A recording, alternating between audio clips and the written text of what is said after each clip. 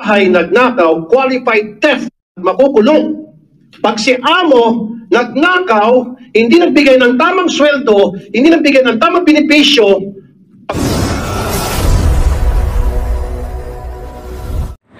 Umusok sa galit sa Senator Rapi Tulfo patungkol sa hindi makatarungang batas sa kasambahay law.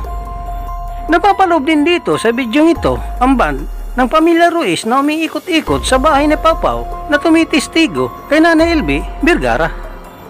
Kasama na dito ang pagreklamo ni Franz Ruiz sa mga paninigaw daw ng senator sa kanya tuwing may hearing. Pero kung bago ka pa lang sa aking munting channel, ay huwag mo naman kalimutan mag-subscribe at pakihit na rin sa notification bell sa all para lagi tayo update sa bago natin mga upload tulad nito. Maraming salamat po. Narito ang buong detalye ng bidyong ito ating panoorin mga idol. Ating tunghayan ang hearing sa Senado patungkol sa kaso ni Nanay Elby Vergara. Assisted by your lawyer, pwedeng pakisagot na. Nakikinig naman dito ang Department of Labor. Dito ko ito po, si Director Satumba. Ako na magtanong sa labor. Ma'am Satumba, Director, meron po siyang natanggap daw na notice for violation ata from labor. Ano na-trigger po noon? Bakit po siya nakatanggap? Okay, thank you po, Mr. Chair, Your Honor. Nung malaman po namin yung kwento ni Ma'am LD, nag-moto proprio po na inspection ang Dolly Mimaropa, ang field office namin noong August 11, at pinag-submit po ng mga proof of compliance yung ating mga employers, no, kasi base sa findings ay yun nga po, wala silang records do sa tindahan, hindi nagbibigay ng SSS Pag-ibig at PhilHealth sa worker, 13th month pay, lahat po ng mga benefits, no? At yung nakaschedule po ito, Your Honor, ng 2 mandatory conference bago mag-issue ng compliance order ang Dole. September 12 po, hindi sila sumipot, wala pong, at September 19 po, ang pangalawang conference. Pagkatapos ng 2 conference na yun po ay magka-issue. Okay, so in short, lahat ng empleyado nila ay walang benefits at sinadya nila na hindi bigyan ng benefits. Nalaman nyo na lamang na wala palang benefits ay dahil nung nagkaroon ng hearing. Okay. So far, ano po lumito sa inyong investigasyon? Pero sir, ito lang yung mga nandun sa tindahan nila nung time na yon. Kasi right. Sila, baka po yung iba ay wala na nung time na yon eh. Pero hahabulin pa rin po natin yung mga hindi nila. So anong violation? Doon sa violation nila, anong kaparusahan ang ipapataw after na makomplete yung investigation nyo and nakita nyo na guilty siya? Iko-compute po namin, sir, kung magkano yung dapat na sweldo ng mga tao na nandun sa tindahan at yun po ay kailangan nila bayaran. And then, anong parusa? Anong parusa? Anong parusa? See, stop. Ito, Mr. Chair, ang sinasabi ko eh. Ito eh, stupid law. Qualified, sandali lang po. Sorry. I mean, hindi patas ang batas. Pagkasambahay, nagnakaw, qualified theft, makukulong. Pag si amo nagnakaw, hindi nagbigay ng tamang sweldo, hindi nagbigay ng tamang benepisyo, pagbabayarin lang, absuelto na. Sarma. Di ba? Ito yun eh. Ilang kasambahay na ang nakulong dahil nagnakaw ng toothpaste, nagnakaw ng cellphone daw, kung ano pang pagnanakaw, na pinagbintang sa kanya ng kanyang amo, kulong qualified theft. Pero si amo, nakaw ng sweldo sa mga empleyado at mga benepisyo, at kapag nalaman ng Dole, walang parusa kundi pagbabayarin lang. Walang kulong. Mapapamura lang tayo rito. This is a big injustice to the poor. See? Kaya tatanungin kita, anong parusa, Direktor? So, gusto ko kulong. Kasi kung hindi, then it's about time baguhin natin batas natin, Mr. Chair. We have to come up with legislation na dapat lahat ng amo na nagnanakaw sa kanilang mga empleyado talagang makulong. And meron akong bill na qualified theft. Director, wage theft. Laban sa mga other provisions of the Labor Code of the Philippines, or if you're not in a position, just say so. So yung violations naman po pagdating sa batas kasambahay, administrative fine. No, ibig sabihin, yung mga amo, alisin natin sa kasambahay. Kahit na sino. Kapag yung amo nagnakaw sa kanyang tauhan, meron bang pagkakakulong? Kaya na, Mr. Chair, meron akong bill na pinasa ko na yung wage theft. para itong mga walang hiyang amo makatikim ng kulong. Kasi napakadali sila magpakulong ng kanilang kasambahay at mga tauhan kapag nagnakaw ng kung anumang bagay na binibintang nila. Samantalang pag sila nagnakaw ng sweldo at benepisyo sa kanilang mga tao, hindi sila kukulong. Pagbabayaran lang dole. Isoli mo lang yung perang hindi mo, isoli mo lang yung perang ninakaw mo. Yung sweldo ninakaw mo, pakisoli, yung benepisyo ninakaw, pakisoli, walang pagkakakulong. Hindi patas ang batas. No. Mr. Estrada, would you like to interject? You're the author of the Kasambahay Law. With the permission of Senator Tulfo, we are here to investigate this maltreatment of this kasambahay named Aling LV in aid of legislation. Yes, I am the main author of Batas Kasambahay, and I am open to revise or to amend or to improve this Kasambahay bill. That is why I am thankful to the chairman of the Committee on Justice that he has conducted several hearings with regard to this to the maltreatment of Manang LV. And as what you said, Senator Tulfo, you are one with me in improving this Batas Kasambahay bill. That is why I, as the principal author of Kasambahay bill, admits that there are some loopholes in this bill. That is why I am open to amending or revising this particular bill. And thank you, Mr. Estrada. Mr. Chair, not only dun sa mga kasambahay, maging sa mga trabahador, with that trabahador sa factory, trabahador sa security guard, factory worker, ganun eh. Sama na rin natin, Senator Tulfo, yung mga construction worker. Construction worker. Pag Sabado, walang sweldo yung iba. Yes, pag nanakaw yun. Pati face mask. Hindi lang po kasambahay. Hindi, ibahin natin kasi hindi sila kasama sa bahay. So, siguro that's a separate bill. Yeah, I know. What I'm trying to say in general, Senator Estrada, hindi lang yung sa kasambahay law, kundi maging sa lahat ng batas, labor code natin, dapat yun yung babaguhin. Yun yung siguro babaguhin natin dahil maging yung sa mga factory worker, maging sa mga security agents, security guard, maging yung sa mga nagtatrabaho sa kahera, sa tindahan, ninanakawan po. Even while we speak, libo-libo pong mga manggagawa na ninanakawan po araw-araw ng kanilang mga amo. And yet, kapag na-discover later on ng dole na ninanakawan yung kanilang mga magagawa, yung dole, inspection, and then pag nakita na guilty, pagbabayarin lang, sabi ni soli mo lang ninakaw mo sa iyong mga empleyado, and then tapos na. Pero pag yung si worker, alam mo si security guard, nagnakaw sa amo, kulong agad sa kasong qualified theft. Yun yung pinapoint out ko. Okay. Anyway, Mr. Chair, meron akong bill na pinapasa ngayon, yung wage theft, na ito mga katulad ni Mr. and Mrs. Luis, makukulong kayo dahil sa pagnanakaw ninyo sa mga sweldo ng inyong mga pobreng kasambahay, kasama sa bahay, o ng iyong mga worker sa tindahan na turo ng abogado mo. Okay? Yun lang po, Mr. Chair. Thank you, Mr. Senator Tulfo. Before I recognize Senator Estrada, tanungin ko itong mga PNP natin, si Colonel Danao or si IDG. Meron ba hong mga nababalitaan kayong bagong pagbabanta, pagtatangka sa mga buhay ng ating mga testigong naririto? And then update this committee concerning the slug, yung tingga na pinag-usapan ng huling hearing, kung nakita na ba o ano na yung huling balita doon sa forensics. Who will speak first, Colonel Danao? You recognize. Ang layo ba ng pinanggalingan nyo? Hindi namin kayo, hindi pwede pagsalitain dito. Colonel Danao. Yes, sir, Honorable Chair, and distinguished members of this committee, magandang umaga po. So, as to the slug, sir, na sinasabi natin, na-process nga, sir, ng ating forensic group, so wala po siya ngayon.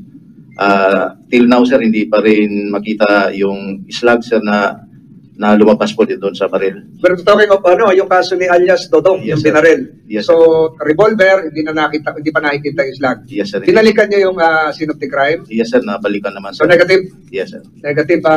So, yung pangalawang tanong ko, una pa nga yun, meron bang mga panibagong pagtangka sa kanila o meron bang pananakot na ginagawa ngayon sa balita ng kapulisan natin? Sa ngayon, sir, is wala po tayong receive, sir, na pananakot. Yun lang, sir, yung nakakuha natin kay Dodong, sir, nung before is September 8 yan. Yung may tumawag po kasi sa akin na kaibigan natin sa media na may mga individuals daw na umiikot sa bahay ng kanyang employer ngayon, sir, si... Naman ninyo, di ba? Para pag dumating yung time, pagkasitahan, edi madali may kumpara kung talagang signature niya o hindi.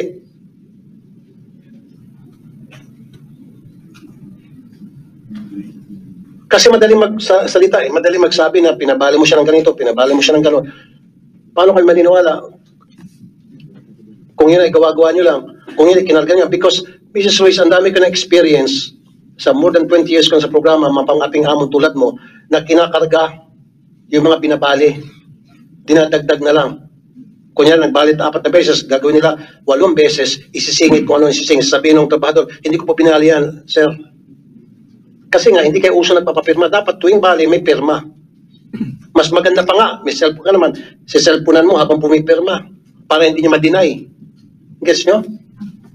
O, paano pa niya ma-deny yan? Nakapirma siya, tapos naka-smile pa habang pumipirma. Pinipicture niyo, tapos pinipirma niya yung binali niya. Ganon dapat ang ginagawa niyo para maniniwala kami. Sa ngayon, pwede mo sabihin sinungaling ka. Na, mabalik tayo kay Mr. Ruiz. Mr. Ruiz, ang dami mong kasinungalingan. Mabalik ulit ako dun sa sinabi ko, Mr. Chair, nag-second demotion na si Senator Jinggoy. I want this gentleman to be cited in contempt. Gusto kong makulong din to. Na-cite in contempt na si Mrs. ngayon naman si Mr. We will make a ruling appropriately in time natin, Senator Estrada. Is the gentleman done with this questioning so we can proceed Mr. with Chair. Other resource persons? Okay na, Mr. Chair. Okay. Mr. Chair.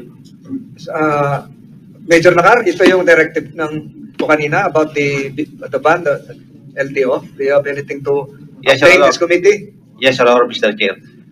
As per LTO, the white van is owned by Franelyn Ruiz Garcia. Franelyn Garcia Ruiz. So it's As per LTO, Your Honor. so sa Pag-aari nila Ma'am Franz Ruiz. kayo po daw, Oo, no. kayo lang katatawag lang sa LTO ni Major Nakar, yung daw ban ay pag-aari ninyo. Yung pinag-uusapan dito kanina at ano ba tinawagan nyo? LTO Central Office o LTO Mindoro Occidental? LTO San Jose Occidental Mindoro. At So- same time, Your Honor, Mr. Chair, pati yung LTO, kausap ko rin. Same. Pag-aari nyo daw yung pinag-uusapan kaninang ban na binanggit yung body number kanina at yung although hindi pa proven kung yun nga yung umiikot-ikot, ang tanong ng committee nga, may ban kayo?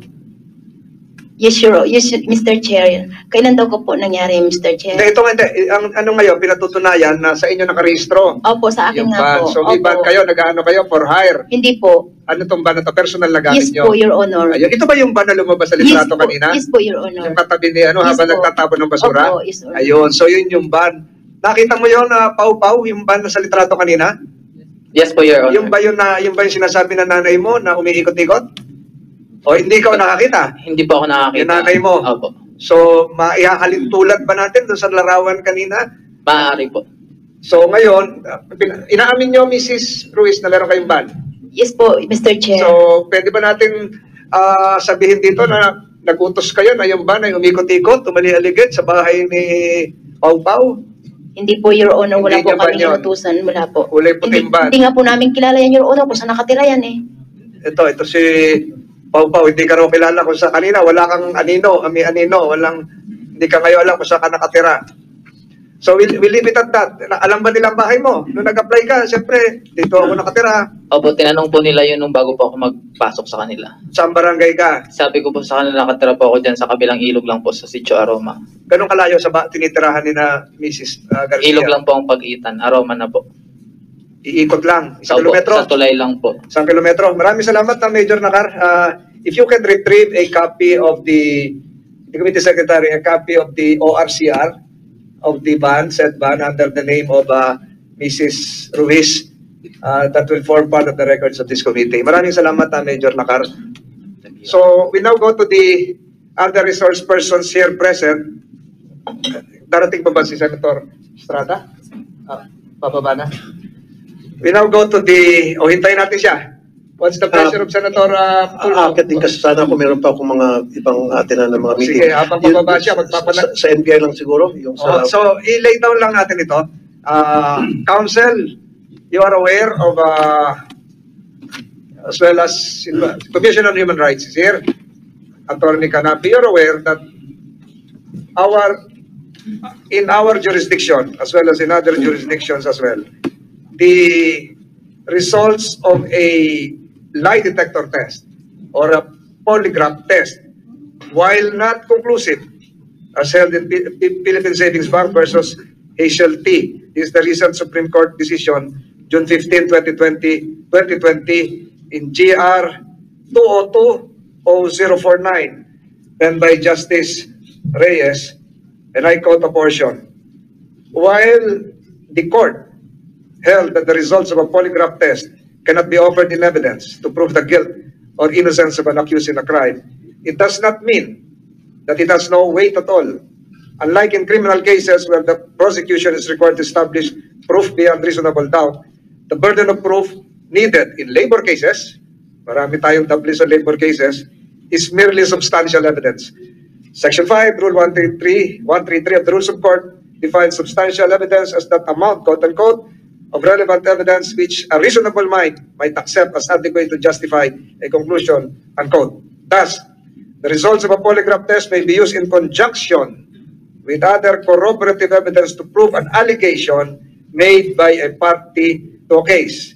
In this case, hindi ko na siguro dapat i-caution. Ibig sabihin po nito, bagamat hindi kagad determinative ang resulta ng polygraph test, ito po ay nakakatulong sa pag-determine kung nagsasabi talaga ng totoo o hindi. At kailangan din, makakatulong din po ito sa mga administrative cases, labor cases, etc. etc. Sa ngayon po sa Supreme Court ng ating bansa. While not admissible, it is important to understand that polygraph results are not admissible as evidence in most courts of law, as they are sometimes considered unreliable. But someone's honesty or credibility can be determined by other investigative techniques, and that include a lie detector test. Noong nakaraang hearing, pumayag po sa motion ni Senator Estrada at Senator Tulfo at pinayagan po ng committee ito na magtawagin ng NBI, at nagpapasalamat tayo nandito sila, ang Chief ng Polygraph Division, ang Assistant Director ng NBI, na mag-conduct ng polygraph examination. At voluntarily, sa tulong ng abogado rin, pumayag ang Ruiz Copol na sila ay hindi kayo pinilit na pumayag mag-undergo ng polygraph test. Ganun din si Mark Toroma, si John Patrick Sambahon ay sumailalim sa polygraph examination. For the record, makatapos po ng hearing, inabot po ng halos alas 6 na ng gabi natapos yung polygraph test. At sa parte naman po ni Mrs. Ruiz, ito po ay ginawa kinabukasan dahil ang payo ng doktor ay wag muna dahil tumaas ang kanyang presyon. At kayo po ay pinainom muna ng gamot, Mrs. Ruiz, tama po ba? At kinabukasan pa kayo sumailalim sa lie detector test, kasama po ang inyong asawa. Bago mo magtanong yung mga kasamahan ko, gusto ko lang i-establish ito. Sino po si Director Papa? Yes, pakita sa doktor din po kayo. Si Eddie Vitero, polygraph examiner, at si John Ferran. Kayo po ang nag-conduct ng polygraph examination. Pwede po, sino po ang pinaka-senior sa inyo? Mr. Ferran, kayo po ba ay kwalipikado sa field of polygraphy? At ganun katagal na kayo nagiging polygraph examiner sa NBI? I was almost 9 years in being polygraph examiner. The provision of the lie detector result. This is Polygraph Report 2023-046-C, signed by John Greg Ferran, polygraph examiner, and reviewed and approved by Mr. Basilio, and approved by Assistant Director Romel Papa. Ang nakalagay po dito, and then before that, yung pong abogado nyo nandun nung first attempt ng polygraph. Wala po, Your Honor. Hindi, nakadalawang attempt yun eh. Hindi ba? Yung una, yung masama pakaramdam o kinabukasan. Wala. Yung una, wala rin. Wala po.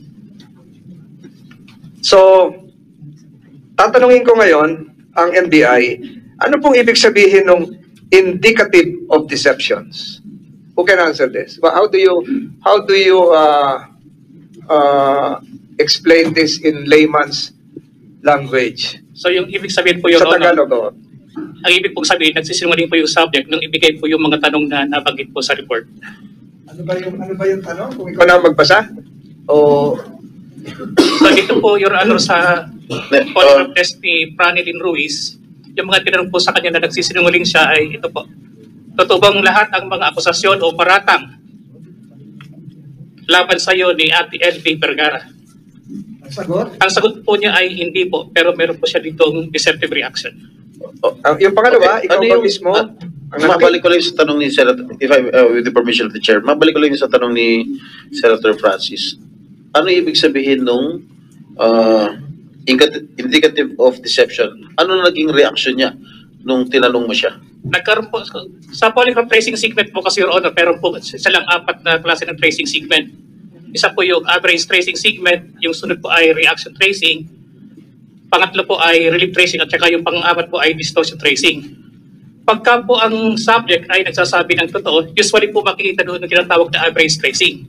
Average Yes po. tracing. Yes po, ang ibig Alright. po sabihin nito, ito po yung kanyang normal na tracing segment. Na kung saan, Nagre-reflect ba yan sa ano niya? yes po, sa equipment? chart paper, yes po. Alright. So pagka nagsisinungaling po yung subject, lumalabas po dito yung tinatawag na reaction tracing. Sa Yung- layman terms po, reaction tracing po.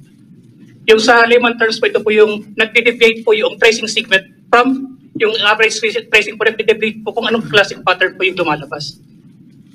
Nababago po, yung sinasabi kong average tracing po yung normal, nababago po yan.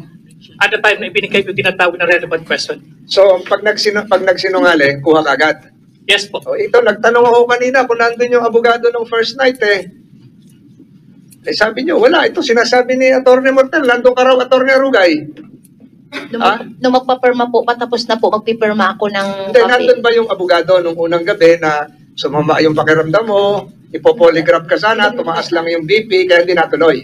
Your Honor, I was accompanying Mr. Ruiz Oh, and the tinanong other ka? 2 persons who were inside the Padilla. So you were there? Oo, She was downstairs, Your Honor. Kasi But you were present in the premises. I was present during the conduct of... First attempt. at that time, can I relate Yung the unang, sequences, yung Your unang Honor? makatapos ng hearing, di ba, I was nag-polygraph? here from 1 p.m. until 6 p.m., Your Honor, during the conduct of polygraph examination for Mr. Ruiz as well as the 2 other witnesses. Ito nga, kaya- After that, Your Honor, we went down to Oo, see my hindi natuloy client. kay Mrs. Ruiz kasi nga, High blood. high blood. Yes, Your Honor. Oo, so nandun, may counsel doon, di lang natuloy. Kaya kung talagang mali, di ipo-polygraph natin to si committee secretary na. Ito na yung nalilil lang tayo, naliliis. So, They were together all that time, Your Honor. Oh, Me and nandun ka. Attorney Mortel. What about the second attempt dito sa pag-polygraph test kay Mrs. Franz? Were you there? Were you present? At the time that I arrived, Your Honor, they were already inside the room downstairs, Your Honor, and there was already machine that was attached to my client. Did you enter the room? At that time, Your Honor, I entered the room for purposes of counseling her with respect to the You were document there. that the NBI was asking her to Yes, sign. you were. After that, Your Honor, I was... si abogado naman pala Ito eh. naman si... Hanggang ngayon pa ba? Abogado. Hanggang ngayon pa ba? Sisunungaling ka pa rin? Ha? May I clarify, Your Honor? Mrs. Franz, tanongin ko lang si Mrs. Franz. Sinasabi mo rito sa committee to, wala kang abogado. Nung kinundak yung polygraph test sa iyo, wala nandun si attorney. Your Honor, Mr. Chair, nung pagsimula po namin wala si attorney, nagpapirma lang po siya, Your Honor, and Mr. Chair, saglit lang po siyang oras, umalis din po agad. Ay, hindi ka na kasalanan na umalis yung abogado mo. Basta nandun yung abogado mo. He was the one Nakita niya nakita niya na alam niya na mayroong polygraph undergoing examination. polygraph test. Oh. Hanggang ngayon, sinungaling ka pa rin. She is nodding her head. So, Senator Estrada, you can proceed with Alright. your questioning. Okay, sa NBI, okay. Nung kinunan mo ng who conducted the polygraph tests dito sa mag-asawa? Yung sa babae po, Your Honor, si Greg Peran. Sa babae? Sa lalaki? Ako po yun. Alright. Nung kinunan mo ng polygraph test to si Mr. Ruiz, pwede mo nga ilarawan yung kanyang disposition? Kalmado ba siya? Ninenervyos ba siya? So, nung kinunan po, Your Honor, ng polygraph examination si Mr. Ruiz, kalmado naman po siya, tsaka cooperative po. Cooperative? Yes. Okay. Ikaw naman, Mr. Ferran, Yes, You, Your you Honor. conducted the polygraph test to Mrs. Franz. Am I right? Yes, Your Honor. Kumusta naman yung disposition niya? Nervous ba? Kalmado ba? O stress siya? O whatever? Nung una po kasi, Your Honor, is hesitant po siya kasi nga yung counsel niya at that time is may inasikasa po mga documents. So, sinasabi niya na kung okay lang daw na antayin niya yung counsel niya at the time. Pero Ano? sinabi niya po, Your Honor, na antayin niya daw muna po yung counsel niya at the time. Did you wait for the lawyer? Si Atty. Morton lang po na-confirm na sumasang-ayon naman po yung counsel nila na i-undergo po ng polygraph examination si Miss Franz. But Mrs. Franz. did the lawyer witness the conduct of the polygraph test? Yes, Your Honor. Kasi alam po niya Was naman na there? Itong si Atty. Ruge was there? Present there? na-inform po sa ni Atty. Mortel, at the same time, nagsabi lang sana may asikasan po mga document. Pero nag-confirm naman sana okay lang naman po na i-undergo po namin ng polygraph examination that time po, Your Honor. No. Was he physically present? Yes, Your Honor. During? During actual examination, no po, Your Honor. But ang sabi ni Atty. Ruge, pumasok to siya sa kwarto. Opo, Your Honor, pumasok po siya. Pero, Did you see him enter the room? yes, Your Honor. What did he do? Did he witness it? May pinasay na lang po sa Your Honor ng mga documents kay Miss And then he Franz. left? And he left po, Your Honor. So without witnessing it? Yes, Your Honor. But before I conduct examination, Your Honor, nagpapirma po kami ng consent or pahintulot po kay Miss Franz na pahintulot po para i-undergo po siya ng polygraph examination that time po. Okay. So ibig sabihin dito sa resulta mo, Franelyn Ruiz polygraphs indicated to the examiner that responses indicative of deceptions occurred at the following relevant questions, etc., etc. Napaliwanag mo sa amin kay Senator Tolentino ano ibig sabihin yung ng indicative of deception. So ibig mo bang sabihin nagsisinungaling si Ginong Franz? Yes, Your Honor. Mr. Viterbo, ikaw nag-ano kay Mr. Ruiz. Yes, Your Honor. So ibig sabihin nagsisinungaling sila. Si Mr. Ruiz. Yes po. Paano nyo yung talaga nasisiguro na talaga nagsisinungaling? During the actual examination kasi, Your Honor, we conducted 3 series of the polygraph examination upon the subject. As yun po rin kasi procedures paggamit ng computerized polygraph system, dapat po 3 series. So, after po ng 3 series na yon, tinignan po namin results, consistent po yung kanyang reaction doon sa tanong na ibinigay ko sa kanyang during the actual test. Consistent denial. Yes po, consistent po na nagsisinungaling siya doon sa...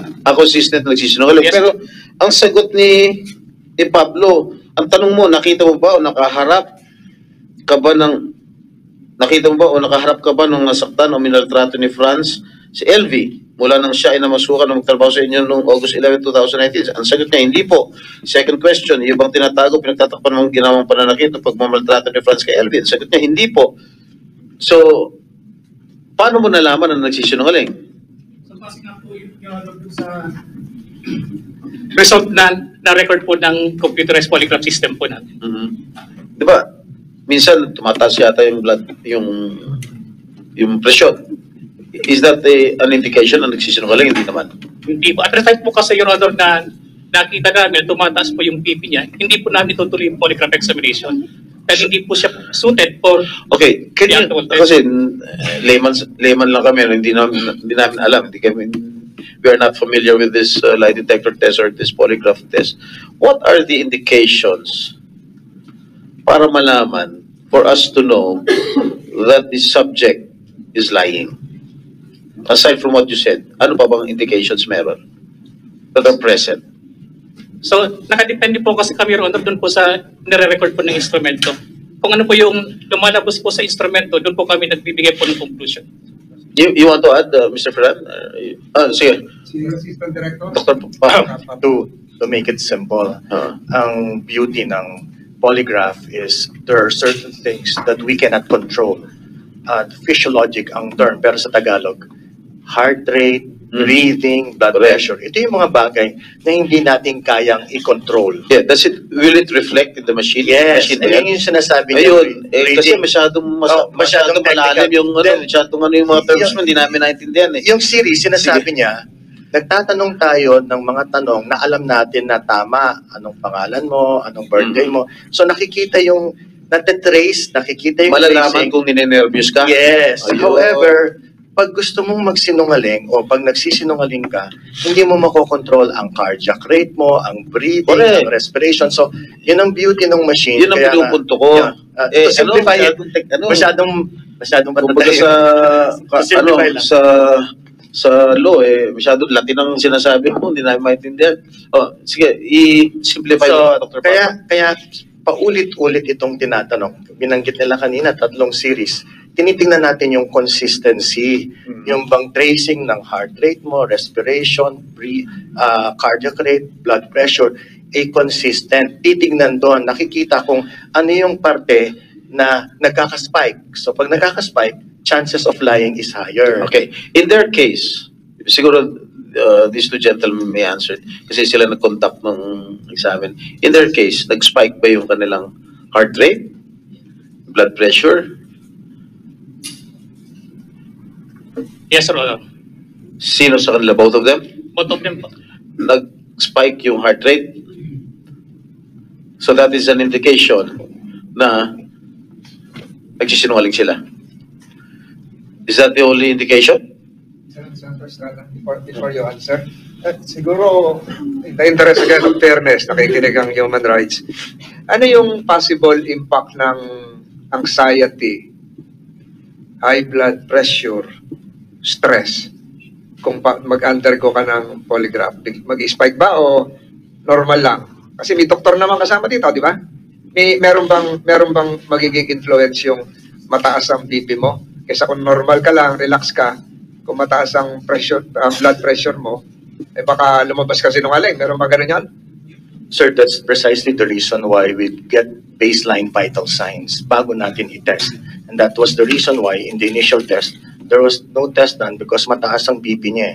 But I totally agree with you na high blood pressure, anxiety can cause it. So that's the reason why at the start, meron tayong mga standard questions. So pinahinga muna siya? Pinagpahinga siya. Pinatulog muna siya nung gabi, kinabukasan nung siya? Nung time na yun, sir, yes. So nung binipi siya, okay na yung BP niya? I would presume. I wasn't there, Your Honor, sorry. So the following day, Your Honor, nung bago namin in-examine si Ms. Ruiz, pinabipi po muna namin at the same nung result po is normal na. Normal? Yes po. Okay, doktor ng Senado yon. Yes po. So normal siya, kaya tinuloy niya yung polygraph. Yung BP niya po that time is 120/71 po. So okay yun. BP ng teenager yun. Diba? Sorry, relax siya. So that can result into the accuracy of the test. So, ang tinatanong lagi pag may polygraph, yung mga countermeasures.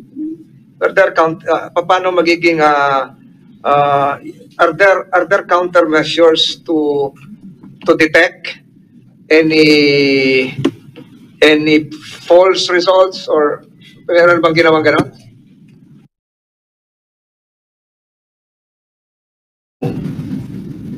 Counter the allegations made against them from your personal perspective. Naging patas ba ang komite? Maybe we can ask first the spouses before council reacts. We can ask. Siguro kahit isa na lang magsalita sa kanila. Si Ginang Franz. Ginang Franz. Naging patas ba ang komite sa pagdinig ng kasong ito? Kayo po ba ay pinagmalabisan ng komite? Kahit po minsan tumataas po ang boses dito ng ilang mga senador, kayo po ba ay nakaranas ng pagmamalabis buhat sa Committee on Justice and Human Rights? Kayo po ba ay hindi tinrato ng maayos sa inyong pangkasalukuyang detention at sa pagharap sa committee ito? Kayo po ba ay binawasan ng karapatan habang naririto? Gusto namin marinig. Siguro hindi mo na kailangan tanungin yung abogado mo. Dapat alam mo kung patas ba ito o hindi ba naging patas itong pandinig para sa inyong mag-asawa. Ako po ay nagpapasalamat, Mr. Chair and Your Honor, sa pagkakataon namin magsalita na bagamat po iba ang aking opinion sa mga opinion nila at minsan nakapagtaas ng boses ang mga Kaya siguro kami nagtataas ng boses dahil nagsisinungaling ka. Wala naman kami karapatan magtaas ng boses kung talaga mga totoo ang mga sinasabi mo. Nagtataas kami ng boses dahil nagsisinungaling kayo. Nakita mo na ba yung tsura niya? Lahat ng testigo, tinuturo ikaw. Ikaw, at wala nang iba, kundi ikaw. Ilan testigo ito mga nandito ngayon? 5, 6, 7. 7 testigo nagsasabang ikaw mismo nagmaltrato dito kay Manang LV. Paano hindi tataas ang boses namin? Pare kasinungalingan na sinasabi mo. At meron pa tayong polygraph test na nagsasabi nagsisinungaling ka. Oh. Ilan yan? 7. Ikaw, sino testigo mo? Meron ka ba presenter rito? Na testigo? Na magko-corroborate sa'yo sa mga sinasabi mo? Nasasangayon sa mga sinasabi mo? Meron ka ba dinala? Kung meron ka dinala, di sana pinakinggan namin. Oh. Ito mga ito, naglabasa na lang ito dahil naawa kay Aling LV. Hindi naman namin sila inimbita eh. Nagkusang loob sila pumunta rito para magtestigo sa ginagawa mong maltrato rito kay Aling LV. Makatao ba yung ginagawa mo? Makatao ba yung ginagawa mo? Hindi na makatao yan. Makahayop na yan. Mas masahol pa sa hayop yung ginagawa mo. Maybe as a gentleman to refrain from and probably just exercise objectivity and cooler heads without offense, Senator Estrada. Alam niyo, Senator Estrada, kasi siya yung gumawa ng kasambahay law. Kaya ayaw niya rin na makita yung nagawang batas na hindi nasusunod at hindi umiiral. Hindi lang yan, Mr. Chair. Kaya naman, I'm sorry for raising my voice. Kaya naman talaga ako umiinit ang ulo ko, tumataas ang boses ko. Dahil nakikita ko itong tao na masyado mo minaltrato. Habang buhay na siya mabubulag. Hindi mo ba naintindihan? Kung sa'yo ginawa yun, habang buhay ka mabubulag, matutuwa ka? Matutuwa yung mga kapatid mo? Matutuwa yung mga anak mo? Tingnan mo. Tingnan mo yung itsura. Nung pumasok sa'yo si Aling LV, hindi ganyan yung itsura niya. Ilan taon na kayo, Aling LV? 44 years old lang. Pero tingnan mo yung itsura niya. Parang mas matanda pa sa akin. Parang 70 years old na, 80 years old na sa ginawa ninyo. Sa ginawa mo in particular.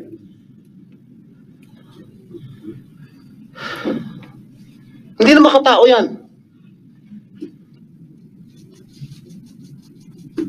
Estrada,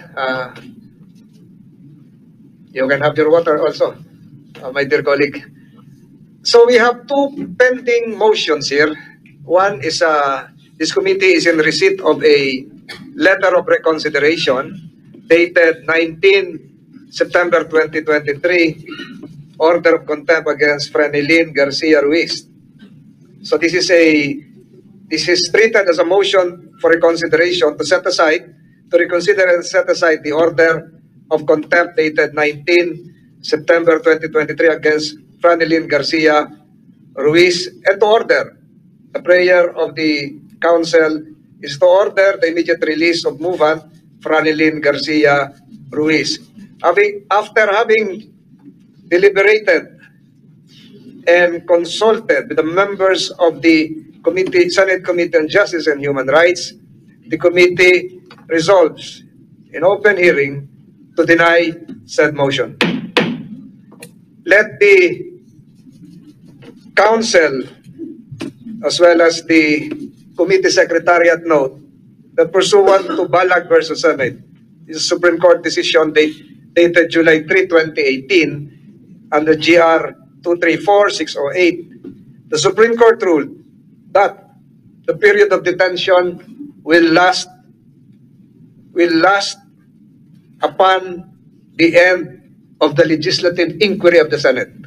And the legislative inquiry of the Senate would terminate in 2 instances. 1, upon approval or disapproval of the committee report. under sections 22 and 23 of the Rules of the Senate. The committee report, within 15 days after the conclusion of the inquiry, the committee shall begin to consider a report. Dito na po nagtatapos ang ating video. Maraming salamat po sa inyong panonood at walang sawang suporta. Ikaw, Idol, anong masasabi mo sa bidyong ito? Para sa inyong opinion, i-comment mo niyan sa ating comment section sa ibaba. At kung nagustuhan mo naman ang bidyong ito, paiwan naman ako ng like at pasubscribe na rin sa ating munting channel. Maraming salamat po sa inyong panonood. Sama kayo na rin lang, mag-ingat, God bless. Bye-bye!